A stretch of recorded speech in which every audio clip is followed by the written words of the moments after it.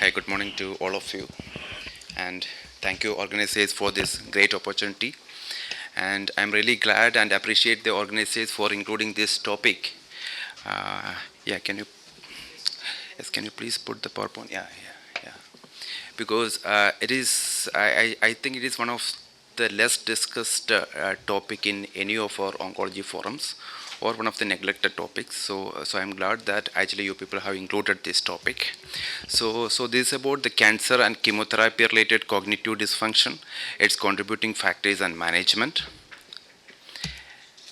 And as a background, we all know due to the advances in the screening, early detection, and improved anti-cancer treatments, there's an increasing prevalence of cancer survivors. Actually all are seeing more and more cancer survivors in our practice, but it also actually there is an increased concern about the long-term effects of cancer treatment. And a common effect on cancer treatment is cancer-related cognitive decline or impairment, and sometimes referred to as, please, ladies and gentlemen, it is called the chemo brain or the chemo fog. And it is actually unattended or unrecognized thing in our practice, and its impact is much more than that we are thinking about. So the impact of the CRCD is that it impairs the functional status of the patient. It can affect the level of independence. It impairs the decision-making capacity of the patient, and the most important, it can affect the treatment compliance. Particularly in elderly patients, they can have the pre-treatment cognitive impairment itself, and if we start the treatment, it will further worsens it cognitive function. So it will affect the treatment compliance, and it will definitely affect the quality of life and the caregiver burden. Actually, in our society, the most important thing is that once the patient completes treatment, the family thinks that the patient is completely normal, and they expect the actually the normal behavior or outcome from the patient. But unfortunately, it may not be possible in several occasions. So this caregiver burden will be more, and it ultimately affect the survival of the patient also. So if you take the prevalence of this issue, we know in the case of brain tumors, it is pretty high. It may be due to the effect of the tumor itself, or due to the effect of the surgery, radiation, or chemo. But if you take the non-CNS tumors, if you see actually the statistics, it is pretty high. That is, in the case of hematological malignancies, it reaches up to 30%. In the breast cancer, it's actually around 40%, and in gynecological cancer, 60%. Then head and neck tumors around 40%, colorectal cancer 40, and testicular tumors 60%. So actually it is surprising to see that actually the incidence or the prevalence in testicular tumors is 60%. Actually, it is linked to the intensity of the treatment.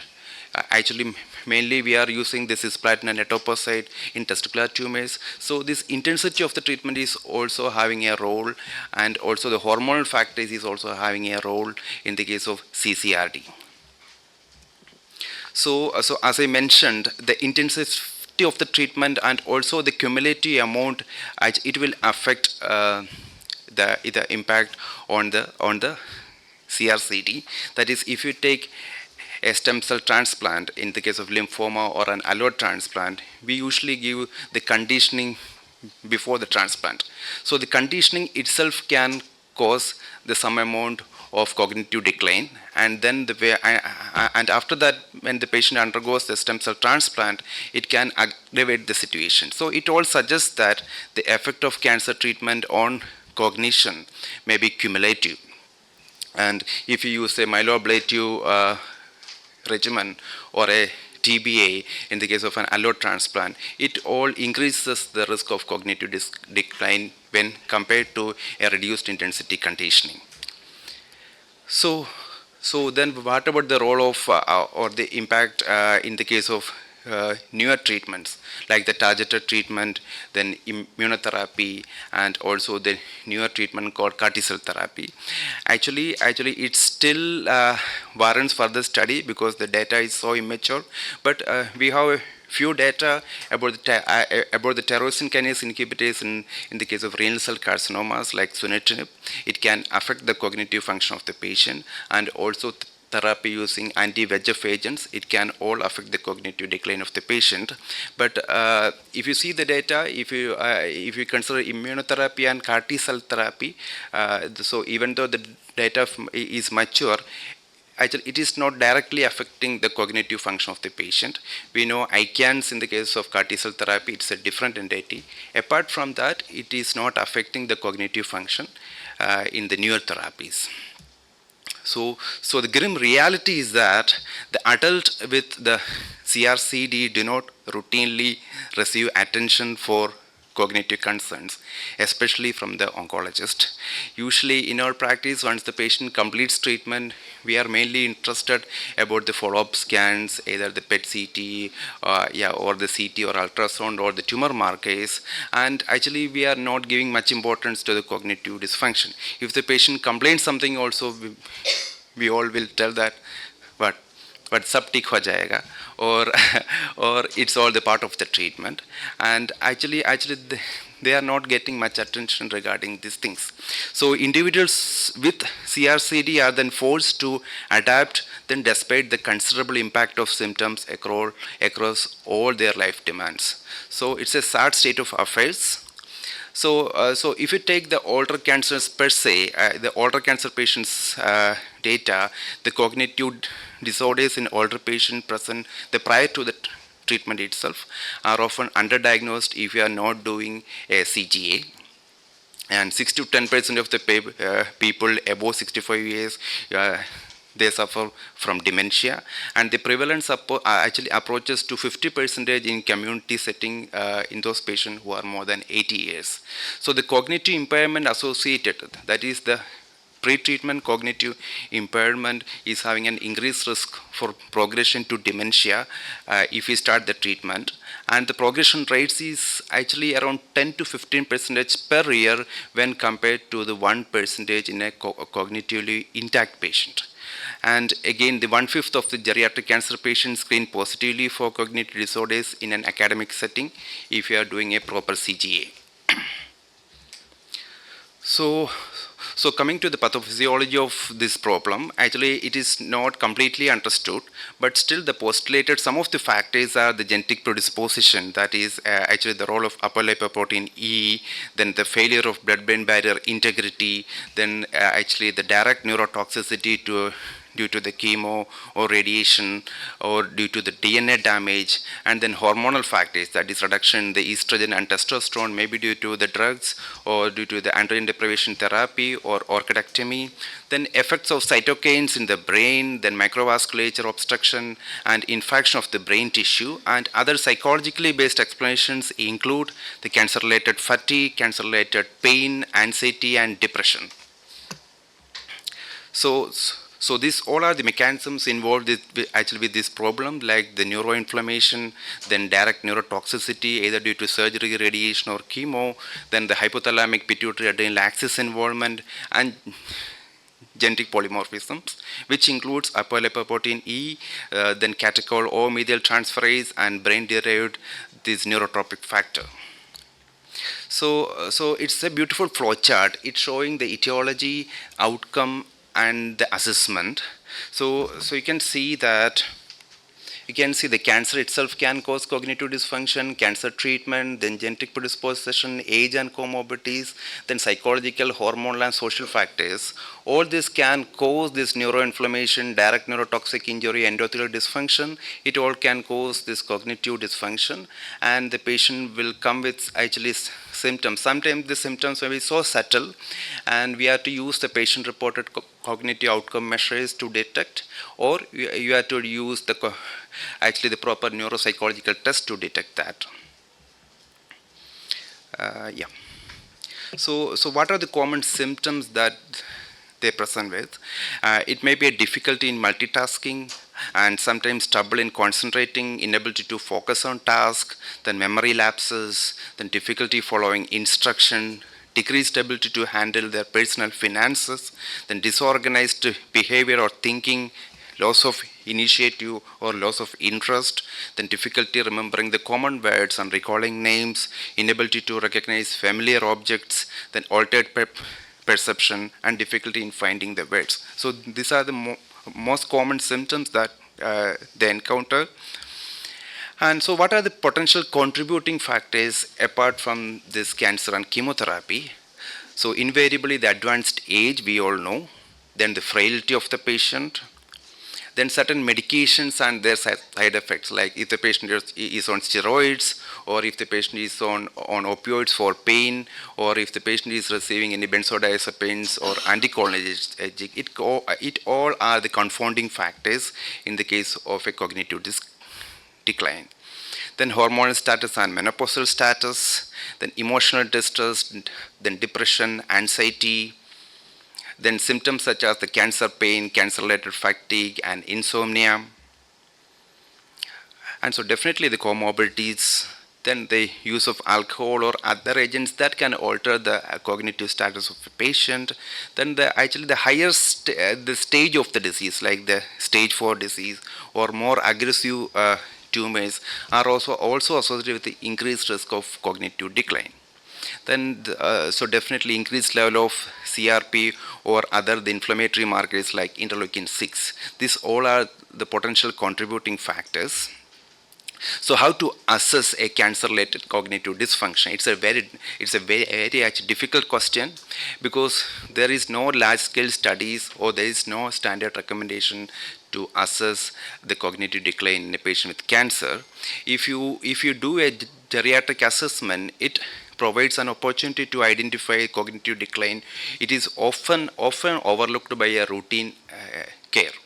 So the most commonly used tools are mainly the MMSE or the MOCA or the mini-COG or the blessed orientation memory concentration.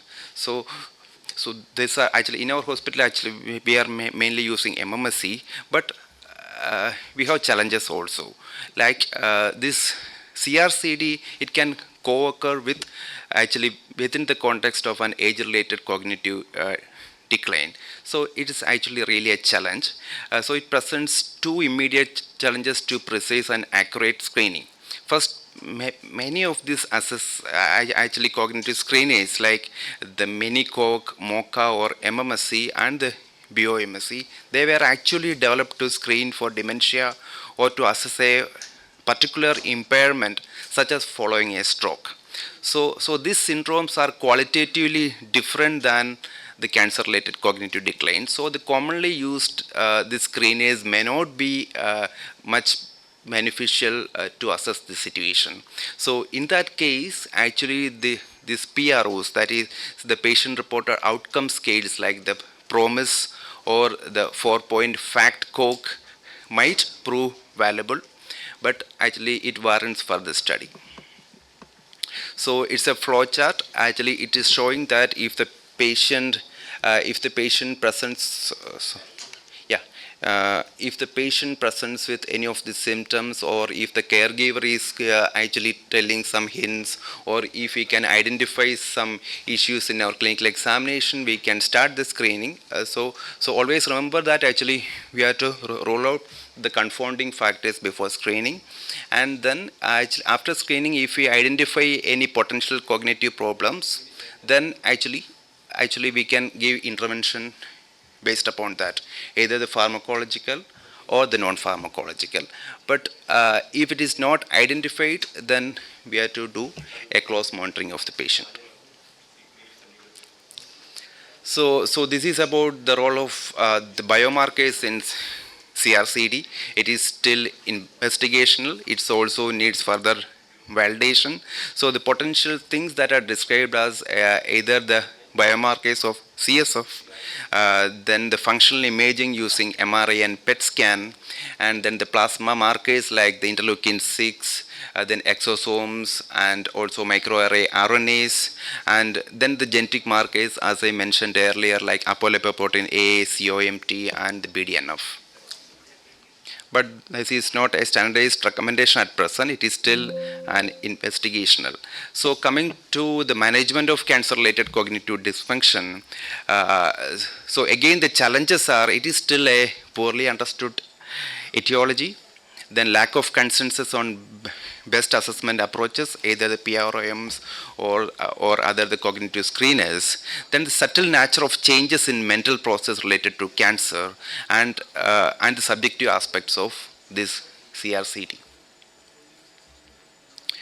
So actually the management of a CRCD, we have to consider it as a continuum. It includes three important elements, that is a prevention, control, and adjustment. And actually the prevention includes the awareness of the situation and then the education of the patient and caregivers to pick up the symptoms early, and then the close monitoring.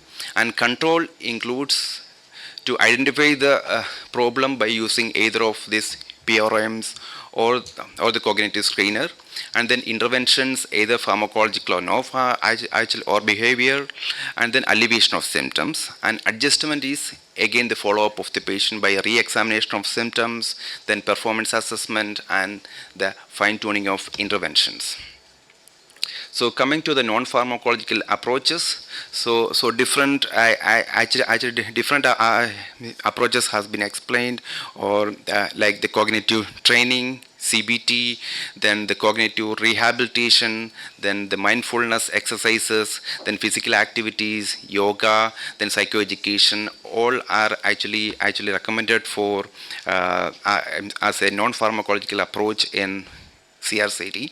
And coming to the pharmacological interventions, so the NCCN clearly states that the use of non-pharmacological interventions should be used whenever possible, with the pharmacological intervention as a last line of treatment in cancer survivors for whom the other intervention have been insufficient. So the treatments that we can try, still these all are not FDA approved actually methods, but still we can try the CNS stimulants like the modafinil or the methylphenidate, or anti-dementia drugs like the donepezil and memantine. We all know that this memantine are being extensively used in those patients who are getting radiation. And then the SSRIs and also the other agents which have been tried are mainly the erythropoietin stimulating agents like erythropoietin and also ginkgo biloba. So to conclude, actually the most important, the message is that the long-term cognitive impairment is an emerging health issue in cancer survivors, and the awareness is most important, particularly among clinicians, in order to prevent, diagnose, and manage cognitive impairment appropriately. And the self-reported cognitive impairment should not be disregarded, and it should be carefully assessed and managed by the attending clinician. And a few words about our work. Actually, it's our the oncology team, and this is our the geriatric oncology team at my hospital, and our hospital is the first exclusive geriatric oncology center in Kerala, which offer the holistic geriatric oncology service. And thank you for your patience.